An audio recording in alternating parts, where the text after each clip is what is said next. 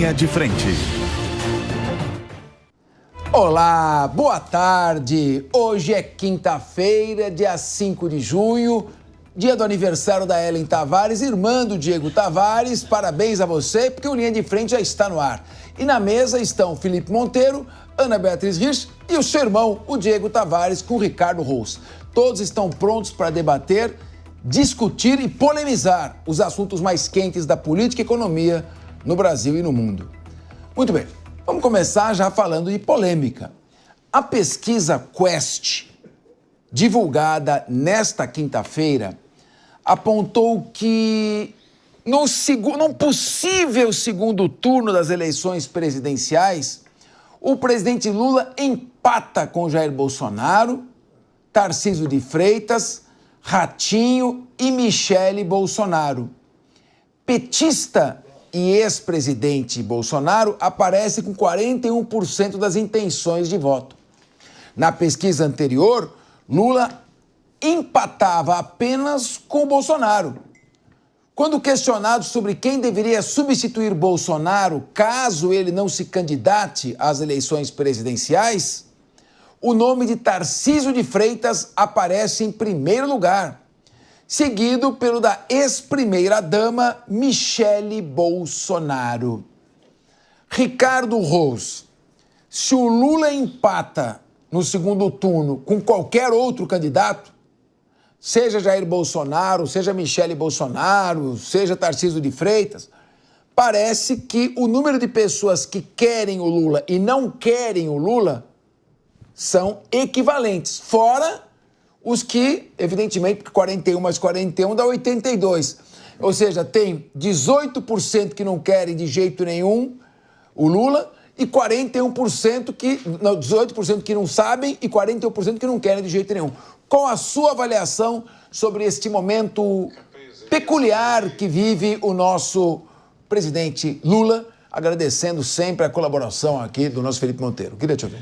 Boa tarde, Capês. Boa tarde, meus colegas aqui de bancada. Boa tarde a toda a audiência maravilhosa da Jovem Pan no Brasil e no mundo. Capês, essa pesquisa deixa muito claro uma coisa. Cresce no Brasil a todo vapor o sentimento de anti-Lula, de anti-PT, e nós estamos vendo esse filme, já vimos esse filme lá em 2018. Então, na pesquisa anterior, Lula só perdia para Jair Bolsonaro e ganhava no segundo turno de qualquer outro nome que não fosse Jair Bolsonaro.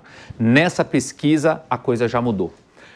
Lula perde, ou pelo menos empata, tecnicamente, de acordo com a pesquisa, com qualquer candidato que não seja Jair Bolsonaro. Bolsonaro ganha de Lula, mas Michele Bolsonaro também, mais Tarcísio de Freitas também, mais o ex-governador, o governador Ratinho também, mais o governador do Rio Grande do Sul, Eduardo Leite, também. Ou seja, isso é um crescimento da sensação de anti-Lula. Nós queremos alguém que não seja Lula. Se a gente olhar outros dados da pesquisa, que também são importantes, a sensação, quando perguntado às pessoas se Lula deveria ser candidato à reeleição em 26, um número muito grande de pessoas, mais de 60% das pessoas, acham que não. Lula não deveria se candidatar à reeleição, que também é um outro indicativo. Ou seja, nós estamos vivendo um momento difícil para o presidente da República, se tratando de que as eleições estão se aproximando e vários programas que ele vem desempenhando aí para tentar melhorar sua popularidade não estão engrenando como o governo gostaria. Então, tempos difíceis para Lula, o sentimento de anti-Lula crescendo e automaticamente os candidatos ali da centro-direita disputando o seu espaço para ver quem será o anti-Lula nas eleições de 2026. Ô, Ana Beatriz Rich, mas o Ricardo Rousse está com muita má vontade com o presidente Lula. Eu queria ouvir você, porque afinal de contas são 41%. O presidente acenou para os Yanomamis, disse que ia salvar a floresta amazônica, disse que salvou a democracia no Brasil, tem feito boas viagens ao exterior, ficado em hotéis de luxo, não é? Tem levado a primeira-dama, que tem ajudado bastante em alçar a sua popularidade para cima. E a economia, mas também nem tudo pode dar certo.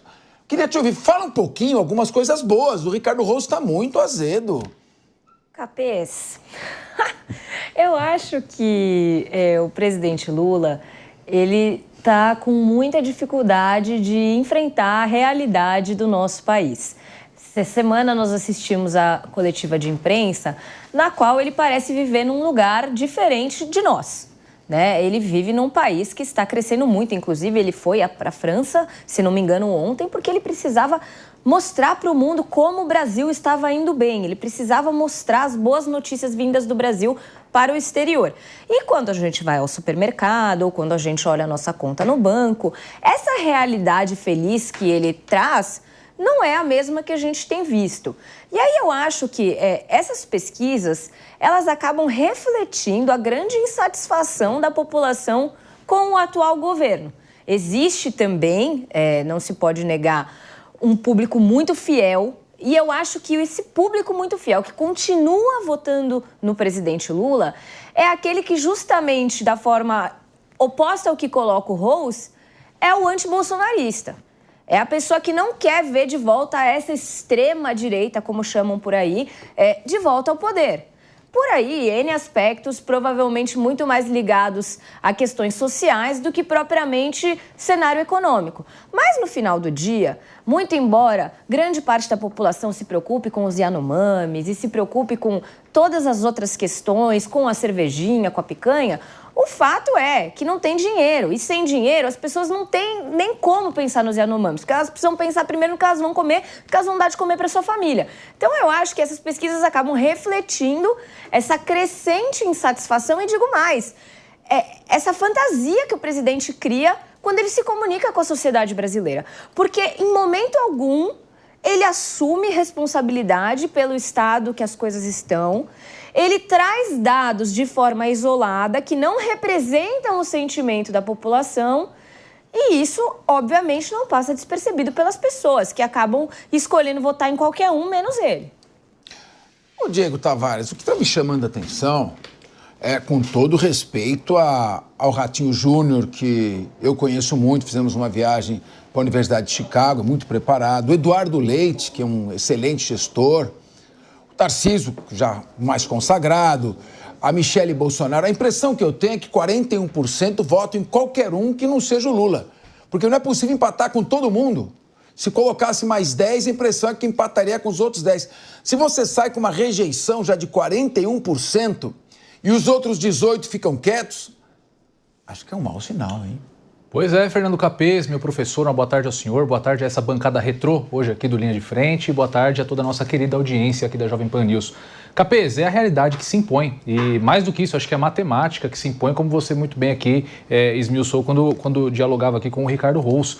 O Lula está criando uma rejeição muito grande, e esse quadro tende a se tornar irreversível caso o governo não consiga emplacar nenhuma medida que levante a popularidade do presidente. Diversas aí já foram empenhadas, como disse o Rous, e não estão apresentando resultado algum. Então, de fato, eu também concordo com o Rous que essa pesquisa revela um sentimento de antipetismo, de antilulismo, se aflorando no eleitorado brasileiro. Agora, o que eu acho que mais me chama a atenção, considerando todos esses nomes que você citou aqui, é a guinada que deu o nome de Michele Bolsonaro. E isso também traz muito da matemática eleitoral. A Michele Bolsonaro é uma virtual candidata à presidência da República que tem o sobrenome do seu marido, o ex-presidente Jair Bolsonaro, que tem um clã de seguidores ainda muito forte no Brasil. Ela ameniza um pouco a rejeição do ex-presidente, trazendo um eleitorado que Bolsonaro perdeu no decorrer do caminho. Ela tem, acho que de todos esses candidatos, a maior penetração no público evangélico, que é um público muito relevante,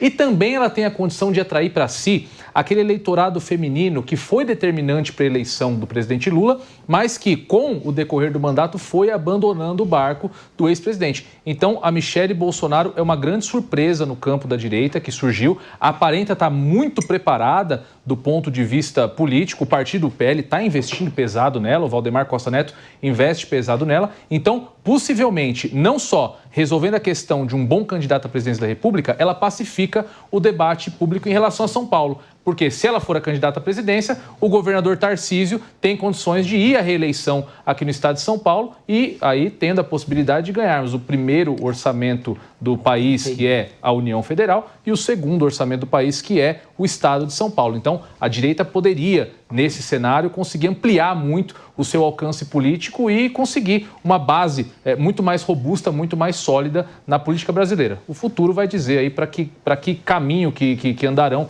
os caciques, em caminho andarão os caciques partidários, quais candidaturas de fato serão aí sedimentadas. Mas o fato é que o cenário para 2026 já começa a se estabelecer. Hoje nós não temos nenhum debatedor do campo socialista aqui pra gente cutucar. Em compensação, tem o Felipe Monteiro, que é o cara do contra. Ele discorda de tudo, ele adora polemizar. Então eu quero ver você polemizar agora com os dados que eu vou te passar. Essa pesquisa diz que 66%, 2/3 do eleitorado brasileiro são contra a reeleição de Lula para 2026.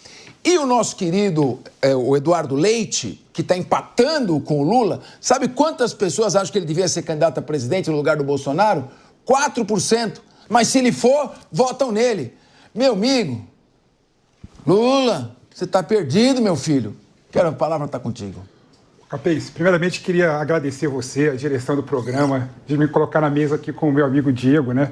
Que foge do meu debate toda semana. Para eu estar aqui na frente dele, estar à mesa à frente dele, eu tive que fingir que não vinha. Puxa! Ele sabia, achava que fosse outra pessoa. Eu que pedi para estar aqui hoje. Eu que fiz o pedido para estar aqui hoje. E de repente eu surgi.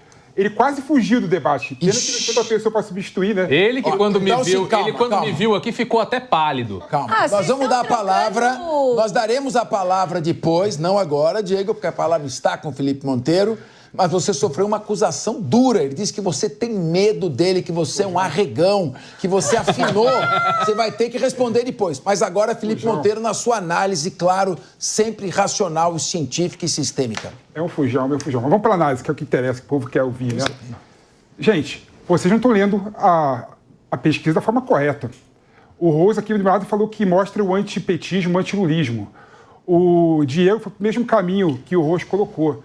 Mas quando você pega, por exemplo, a pesquisa e lê a pesquisa completa, não só um capítulo da pesquisa, a pesquisa completa, você vê que 66% dos entrevistados também não querem que o Bolsonaro saia candidato para disputar as eleições de 2026. O mesmo número do Lula. O que isso demonstra? Não demonstra que o povo não quer o Lula. Demonstra que o povo não quer nem o Lula e nem o Bolsonaro. E mais do que isso, o cenário não mudou nada em relação à última eleição. Quando você pega o resultado das últimas eleições, o Lula teve um pouco mais de 1/3 dos votos, o Bolsonaro teve um pouquinho mais de 1/3 dos votos, e voto nulo, voto abstenção e voto branco chegou a 2/3 dos votos. Ou seja, 2/3 da população não quer o Lula e não quer o Bolsonaro. Essa pesquisa, na minha opinião, não retrata absolutamente nada de novo. Retrata o que vem sendo a polarização do Brasil desde então. O povo está rechaçando a polarização. O povo não quer a polarização do Brasil entre Lula e Bolsonaro. Por isso que se coloca contra os dois candidatos. Não só contra o Lula, como vocês querem vender só um lado da moeda. Coloca contra os dois candidatos. Aí tem um ponto que eu ia colocar aqui, Capês, que a gente consegue identificar que os outros candidatos do dito campo da direita têm chegado cada vez mais próximo, né, do Lula. Isso, na minha opinião, justifica e legitima a pesquisa do estatístico que eu gosto muito, que é o Maurício Moura, que fez um levantamento com todas as reeleições para o governo do Estado e para a presidência da República. Ele chegou à seguinte conclusão, tá? Se um candidato à reeleição tem mais de 50% de aprovação, ele tem 86% de chances de ganhar a reeleição. Se tiver menos de 50% de aprovação, a chance de conseguir a reeleição chega a 23%. Então isso demonstra claramente que a reprovação ao governo Lula, né, chegou na questão eleitoral também, né? O Lula vai ter uma dificuldade muito grande, quer qual seja o candidato que ele vai disputar a reeleição, caso ele dispute a reeleição, a ganhar as eleições do próximo ano. Então, na minha opinião, esse cenário não muda em absolutamente nada em relação às eleições passadas e em relação à pesquisa e levantamento do Maurício Moura.